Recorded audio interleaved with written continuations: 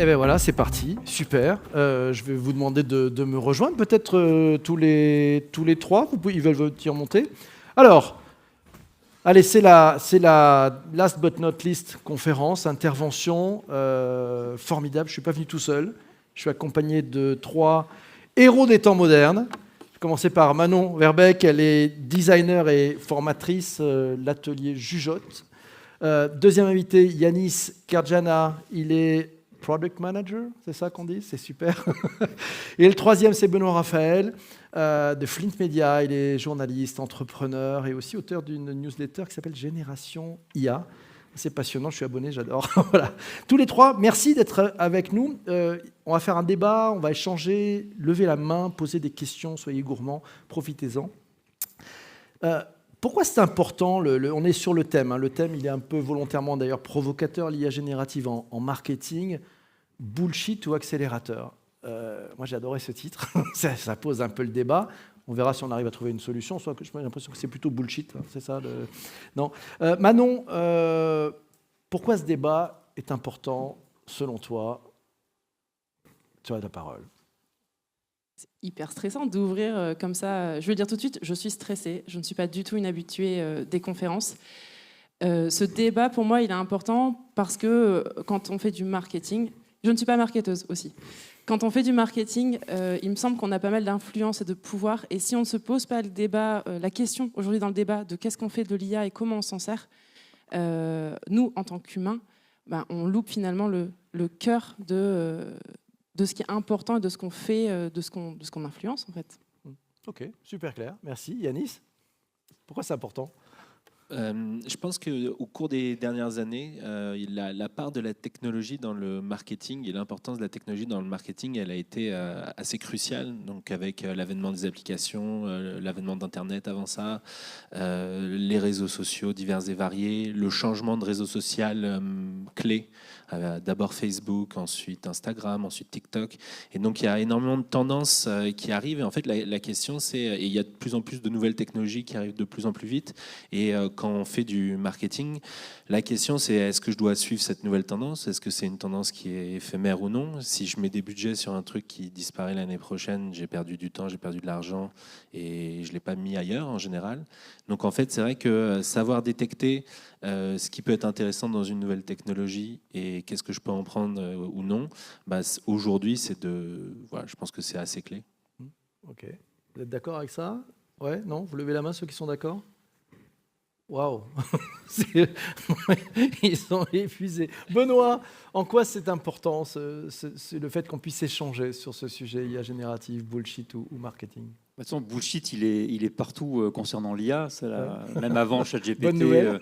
on mettait souvent IA sur les PowerPoint pour vendre un petit peu mieux, en oubliant un petit peu peut-être la qualité du produit, puis aussi ce que ça amène. Et en particulier maintenant aujourd'hui, avec la folie qu'il y a autour de l'IA, le bullshit, il est encore plus présent. J'appelle ça le bullshit avec, je ne sais pas si vous connaissez l'emoji avec la tête qui explose. On voit toujours ça dès qu'il y a un nouveau truc qui sort. À la fin, il y a des produits qui sortent dans tous les sens. C'est des effets waouh avec surtout beaucoup de démos. En fait, tout autour de l'IA, c'est du marketing et c'est plutôt une menace parce qu'en fait, ce marketing-là fait qu'on a des annonces parfois qui veulent rien dire et ça nous entraîne, ça nous fait perdre beaucoup de temps. Et puis le bullshit, c'est important parce que en fait, ChatGPT a été d'ailleurs nommé par un scientifique récemment, le 8 juin, comme une machine à bullshit, donc en gros une machine à raconter des conneries. Et donc c'est pas grave, il faut simplement bien le savoir. Et c'est extrêmement important de bien détecter en fait la zone de bullshit de ChatGPT pour pouvoir mieux l'utiliser et pas perdre de temps. Très bien, ça me fait penser à une blague de geek. Je ne sais pas si vous la connaissez, celle-là est très rigolote. Quand c'est en Python, c'est du machine learning. Quand c'est en PowerPoint, on appelle ça de l'IA. Voilà, donc vous comprendrez, ça peut aider les marketeurs autour de la table. Pardon, ça va? J'ai cru que tu t'étouffais. Merci. Les principaux enjeux quand même qu'il y a pour nos participants autour de l'IA générative en marketing, selon vous, qu'est-ce qu'il y a en jeu de votre point de vue? Yanis. Je pense que pour moi, l'IA, c'est avant tout du temps. C'est comment est-ce qu'on peut gagner du temps sans sombrer dans l'écueil de faire n'importe quoi.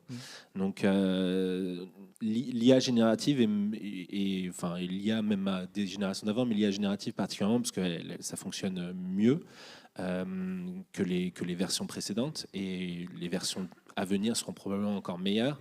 Mais la question, c'est le rapport au temps, c'est-à-dire que ça écrit très vite, ça brainstorm très vite, ça analyse des documents très vite, ça fait des résumés. Enfin, tout ce qui est lecture-écriture, ça le fait très vite. Or, un humain moyen, il lit pas si vite que ça et il écrit pas si vite que ça. Donc la question, c'est comment est-ce que je fais pour utiliser ça ?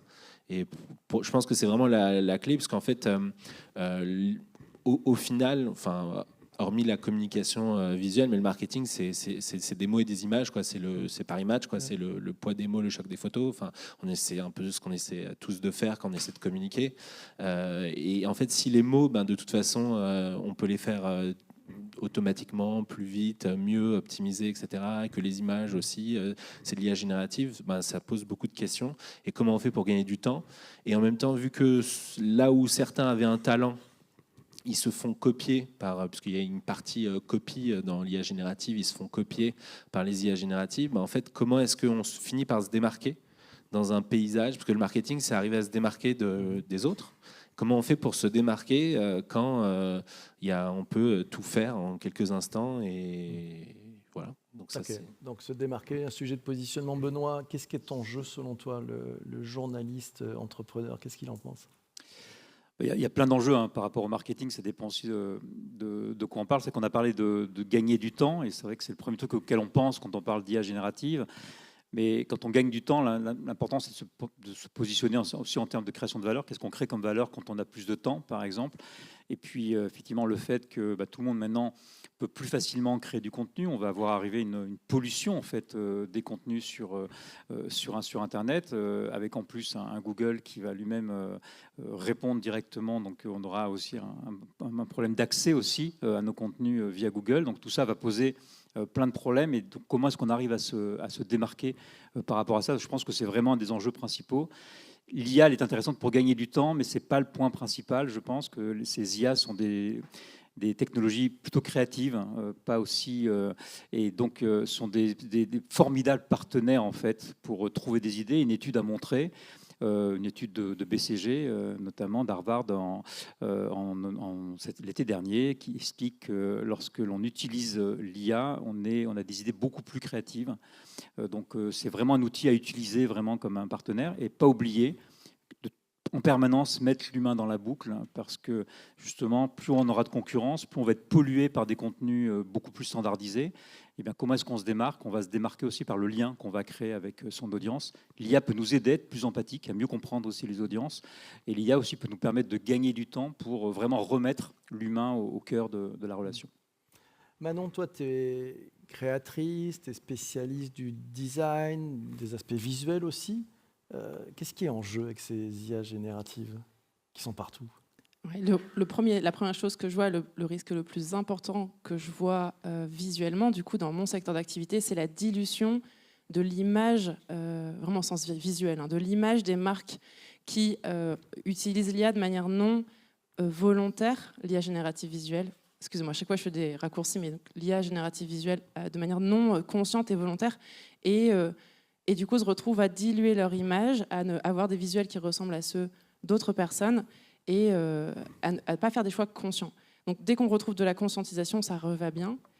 Et l'autre enjeu avec mes valeurs que je vois très fort, c'est cette capacité qu'on va avoir à créer des visuels et des images qui auraient été très coûteuses à produire.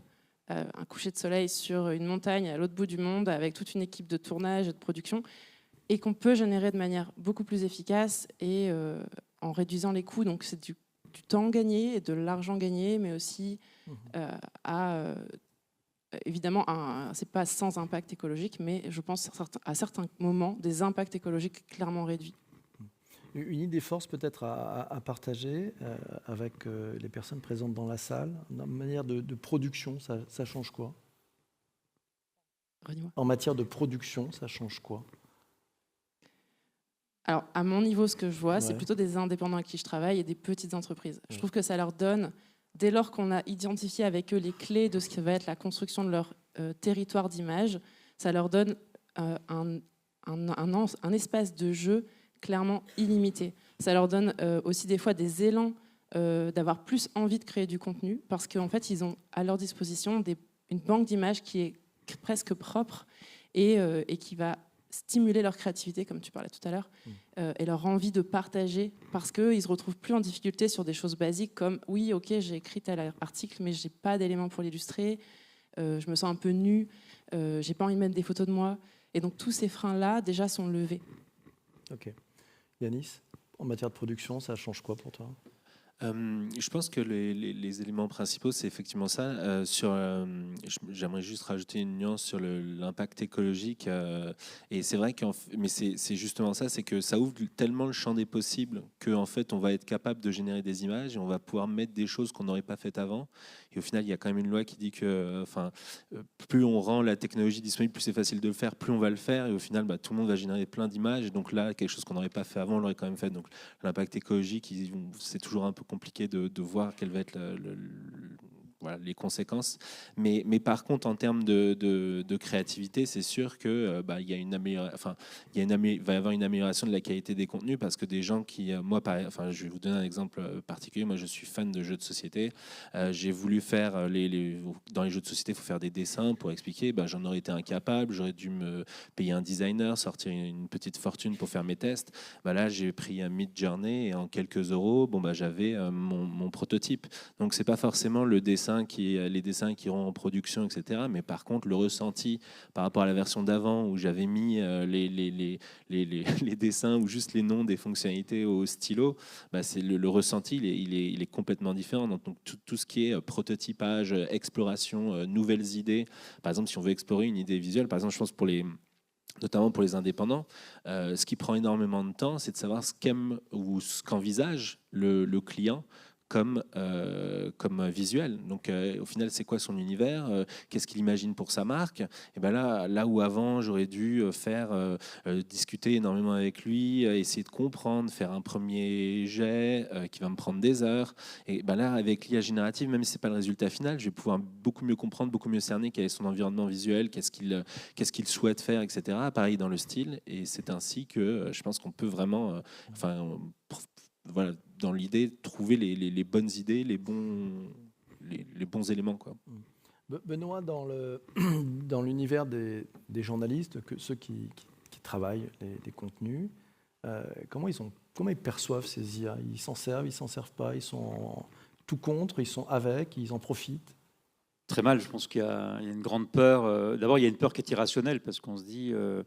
il y a quelque part, je dirais presque l'IA générative, même si c'est pas complètement vrai d'un point de vue technique, elle va un peu toucher au sacré, quoi. Elle va nous dépouiller. On dit du coup, qu'est-ce qui nous reste si l'IA est capable de faire des images, est capable d'écrire du texte émouvant, par exemple, parce qu'on peut écrire, on peut faire des images qui dégagent de l'émotion, puisque toute l'émotion fait partie de l'entraînement. Donc, du coup, on est capable si on prompte bien, on est capable de générer du texte qui fait de l'émotion. Du coup, qu'est-ce qui nous reste, nous, les humains ? Et donc, souvent, j'entends dire, mais il faut quand même que l'âme puisse exprimer de l'humain. Mais c'est quoi l'âme d'un point de vue scientifique ? Donc, ça vient vraiment nous prendre aux tripes.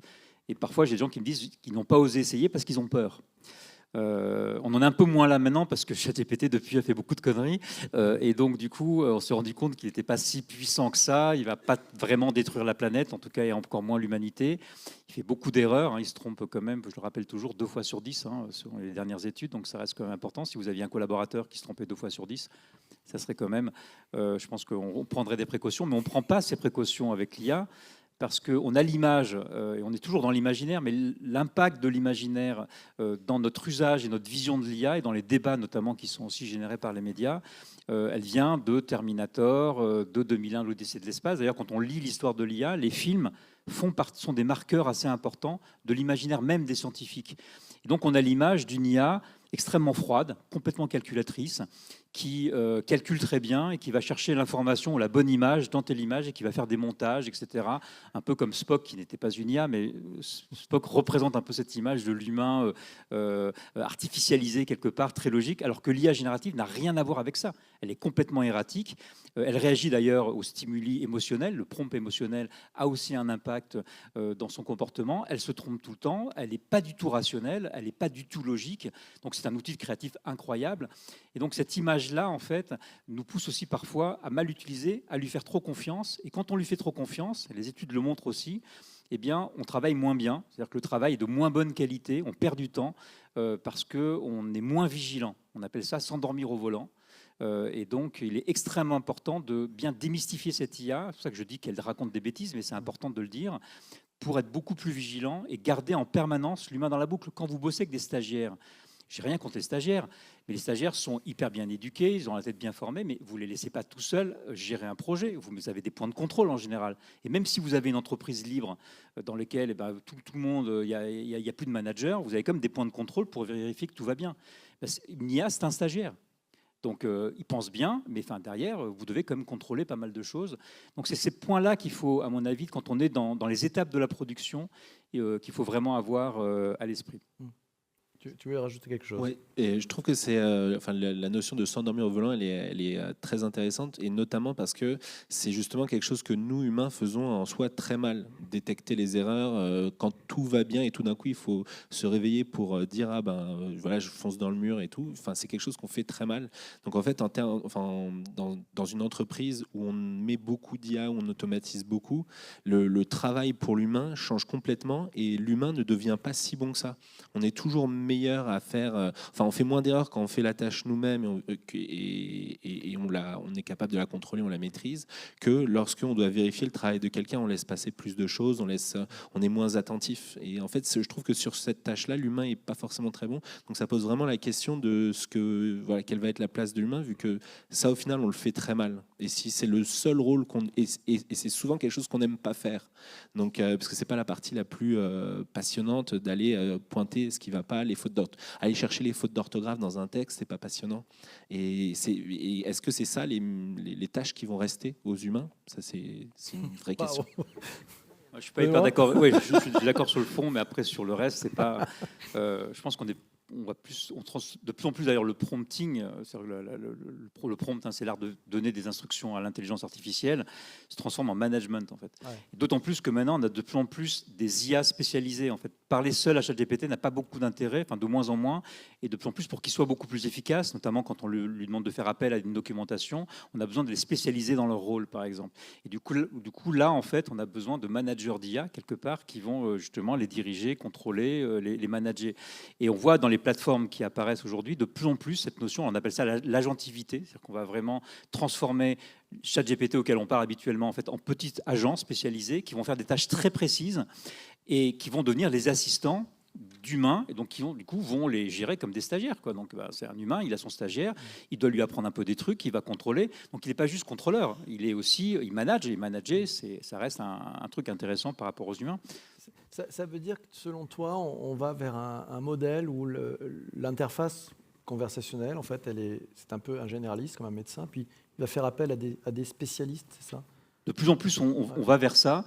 Mais pas seulement la spécialisation qui est aussi intéressante, mais de plus en plus aussi on se rend compte, je disais tout à l'heure un artiste scientifique disait que ChatGPT est une machine à bullshit, mais alors ça paraît négatif, mais en fait il explique qu'en fait de toute façon c'est une machine à bullshit et c'est pas une machine qui se trompe, parce que quand on se trompe on n'est pas conscient qu'on se trompe, et alors que quand on raconte des bullshit en fait c'est juste qu'on n'en a rien à foutre de la vérité. Tout ce qu'on veut c'est impressionner l'utilisateur et éventuellement répondre à sa demande. C'est exactement ce que fait ChatGPT. Donc il a un problème d'ADN dans la façon dont il a été conçu.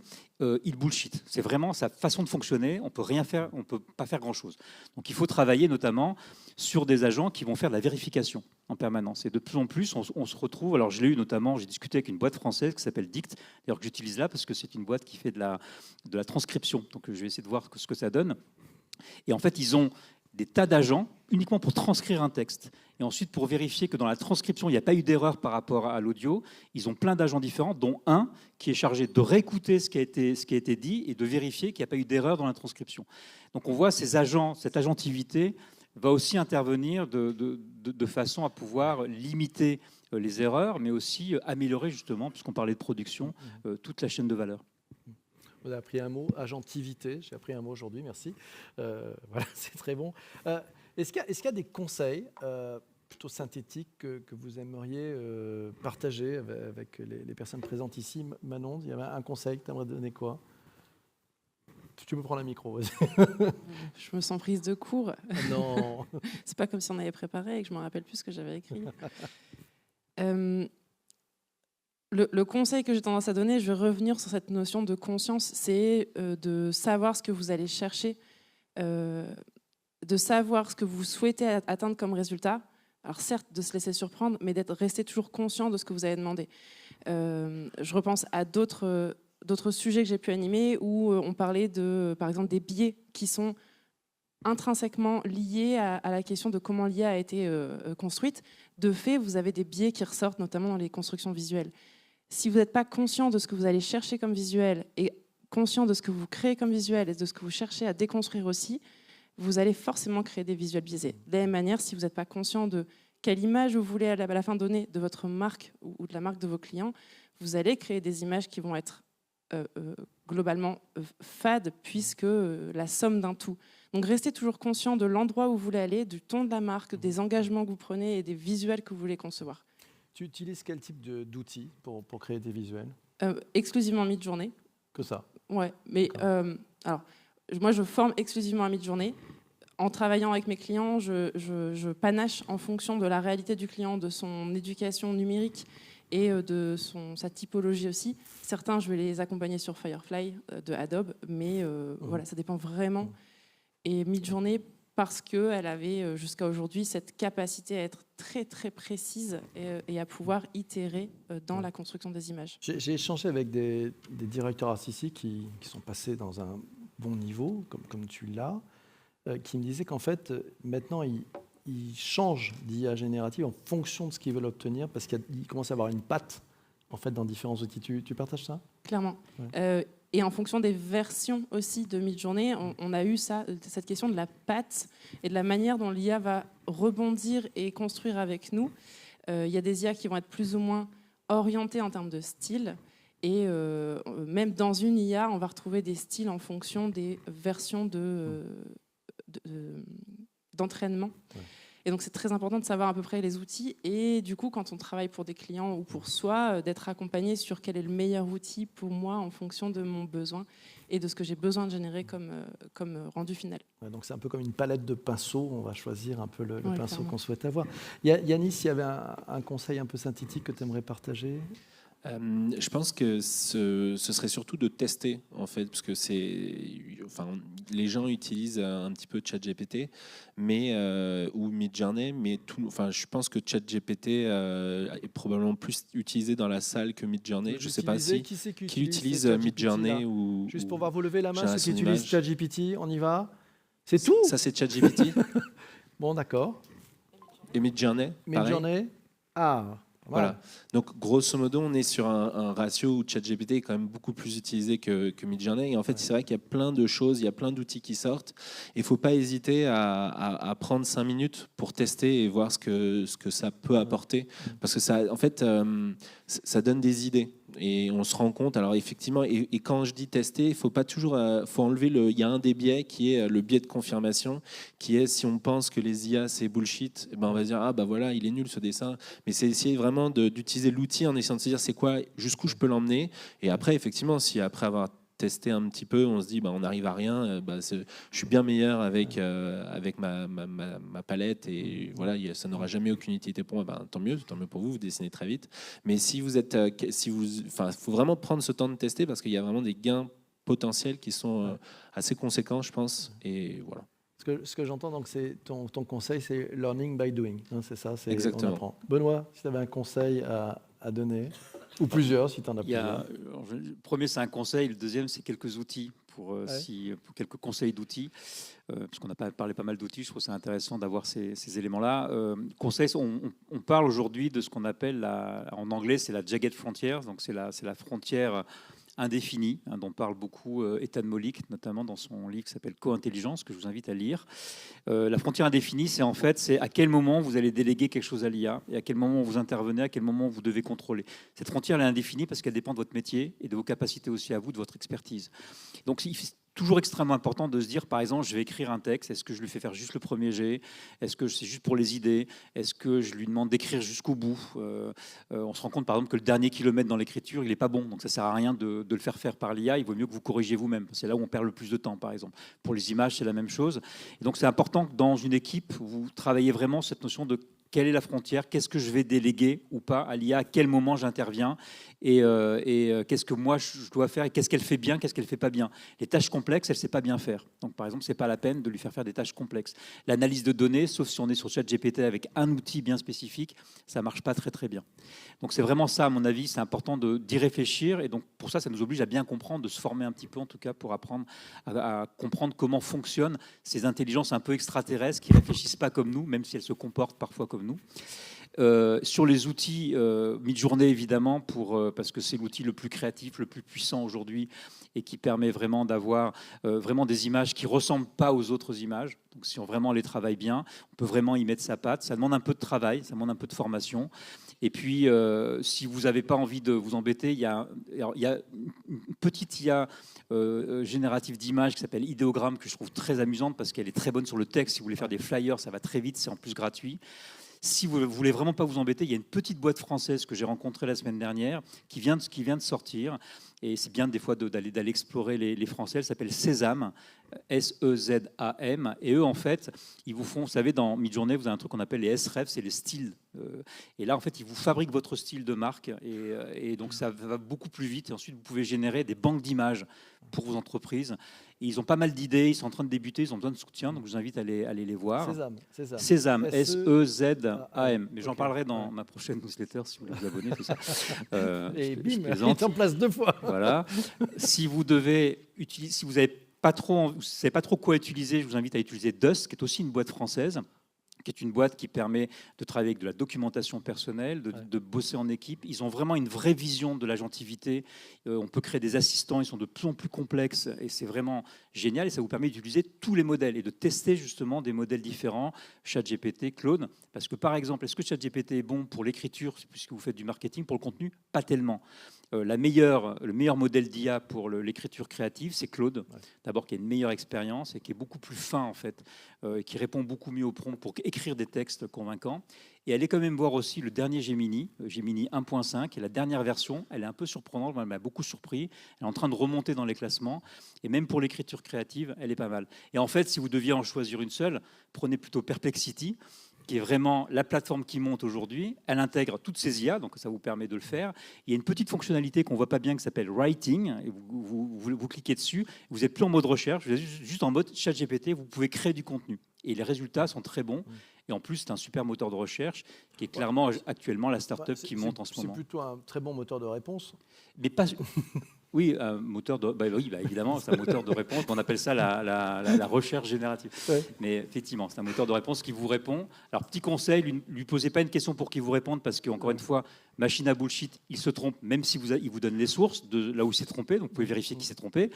Dites-lui plutôt, je fais des recherches sur. Vous verrez, c'est parce qu'en fait, il va plutôt vous donner des sources. Il va moins essayer de vous répondre. Il vous fera une synthèse, et vous aurez, ça sera beaucoup plus facile de vérifier derrière, et vous aurez des résultats de meilleure qualité. Allez, on prend un peu de hauteur, de recul. Question pour toi, Manon. Quels sont, d'après toi, les impacts éthiques et sociaux de l'utilisation des IA génératives en marketing? J'aime bien, tu as 30 secondes. C'est ça, j'ai toujours les questions faciles. C'est toujours moi qui commence la première sur les trucs bizarres. C'est moi, je m'étais Calimero, ça va. C'est ça. Tu as dit tout à l'heure quelque chose sur que pensent les journalistes de l'IA. Moi, j'ai la même dans mon métier de designer graphique. Les gens sont clairement apeurés parce qu'il y a effectivement un impact social sur à quoi va ressembler leur métier demain. Quelle sera leur place en tant que métier de création, que ce soit, et de recherche d'ailleurs, et de créativité. Tous ces métiers qu'on pratique aujourd'hui, à quoi est-ce qu'ils vont ressembler demain? C'est un peu à nous de le décider aujourd'hui. À quel point est-ce que ça va transformer aussi, du coup, socialement il y a des vraies questions. Si ce métier-là, on ne le fait plus, comment est-ce qu'on gagne notre revenu? Où est-ce qu'elle va notre valeur? Donc ça, c'est le premier enjeu. Ouais. Et après, il y avait le deuxième enjeu dont on avait parlé tout à l'heure, du poids écologique de la génération et des IA. Et moi, j'ai pas de grande réponse. J'ai lu des choses intéressantes, mais je suis toujours incapable de reciter ça sur scène dans le stress. Donc, je sais que ça existe. Bon.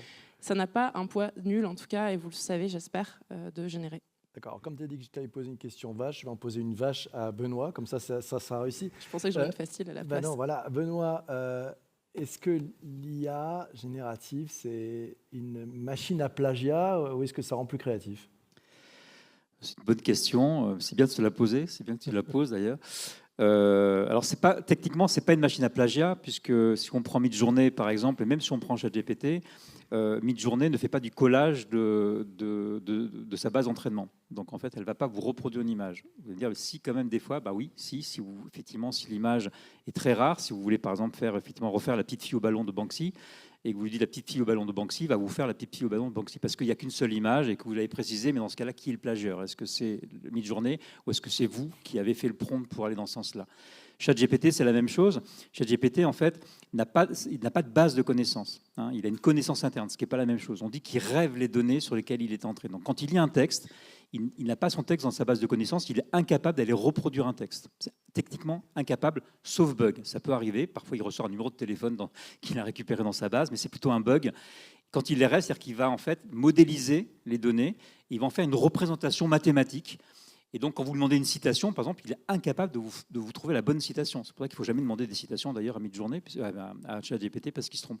Donc, il n'y a pas de plagiat possible, sauf évidemment à prendre les idées des autres. Mais c'est plutôt une décision que vous allez prendre vous.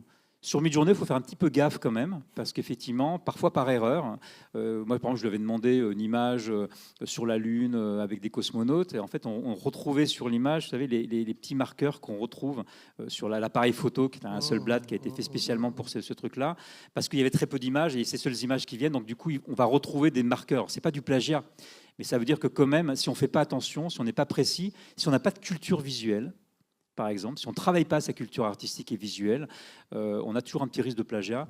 Donc ça vaut le coup, si vous voulez écrire un roman avec ChatGPT, les idées, vous les soumettez à Perplexity pour voir s'il n'y a pas eu d'autres idées comme ça. C'est une bonne idée. Et sur les images, faites des petites recherches d'images inversées pour être sûr qu'il n'y a pas des choses qui ressemblent.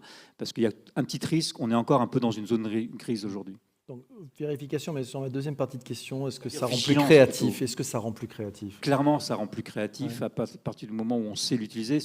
Encore une fois, ce sont des outils extrêmement créatifs parce qu'ils sont erratiques, en fait. Et ils réagissent aussi à l'émotion. Ils sont en interaction à partir du moment où vous gardez votre intuition, vous avez votre vision.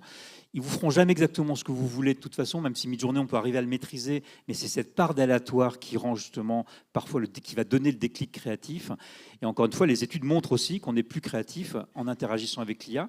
ChatGPT, par exemple, est plus créatif en termes d'idées, mais il y a moins de diversité. Et les idées vont être beaucoup plus ramassées. Donc comment on fait? Il faut peut-être justement créer plusieurs assistants ChatGPT avec des visions différentes, de façon à pouvoir les combiner.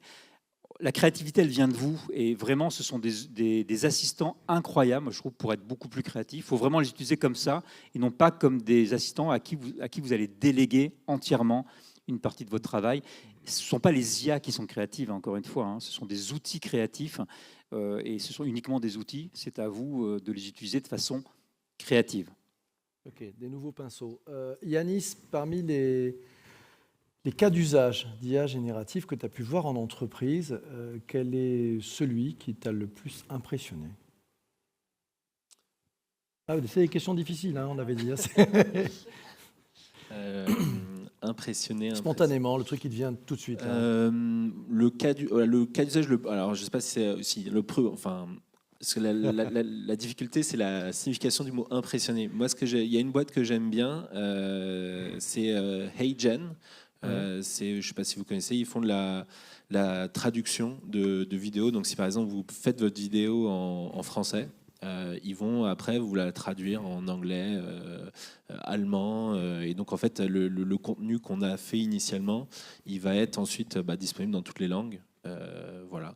Donc après, le problème, donc, je pense que c'est là où on revient un petit peu sur la partie contrôle, c'est que la traduction, il faut pouvoir être en capacité de la vérifier, mais le temps de gain de production, c'est-à-dire que au lieu de devoir shooter 17 fois la vidéo, je vais devoir la shooter une seule fois, ça va être traduit, et après effectivement il y a un petit peu de vérification, de validation, mais je trouve que c'est assez impressionnant parce qu'on est dans un monde où en plus en France, on a souvent un petit handicap par rapport aux langues, on a des accents très forts, donc quand on veut communiquer en anglais à l'international, c'est parfois handicapant, et ça nous réduit des marchés.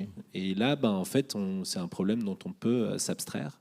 Et donc, j'ai trouvé ça plutôt intéressant. Merci. Manon, le prochain visuel que tu rêves de créer avec l'IA générative, ça serait quoi ?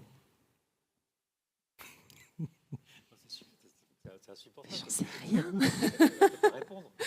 Que je rêve de créer. Alors, écoute, tu as une idée en tête comme ça ce matin, tu t'es dit hier dans le train, en essayant de travailler, parce que j'avais le mal des transports, mais j'essayais de créer ce visuel d'un carrousel qui tourne.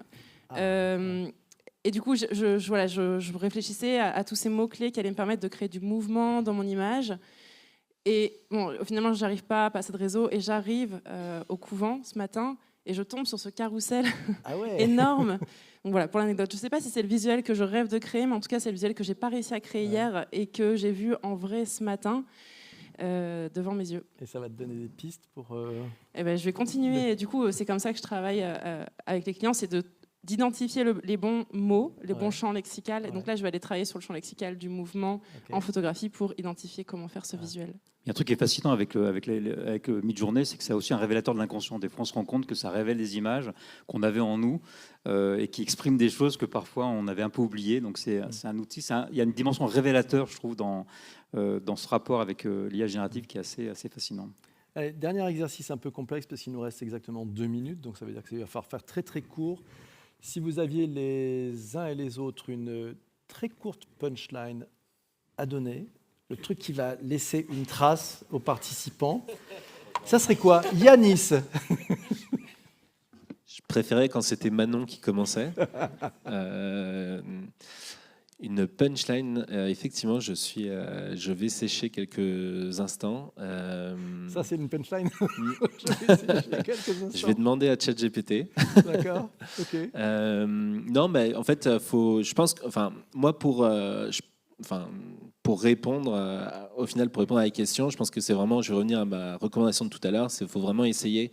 Je pense que c'est pas une passade, donc lancez-vous et faites votre propre opinion, quoi. Super.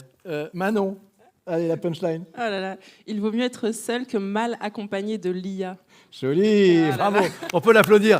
Merci Manon. Merci. Benoît, avant que tu quittes cette salle, c'est insupportable, sincèrement, j'en peux plus. Insupportable, ça se passe vraiment mal, c'est une horreur. Question absolument impossible.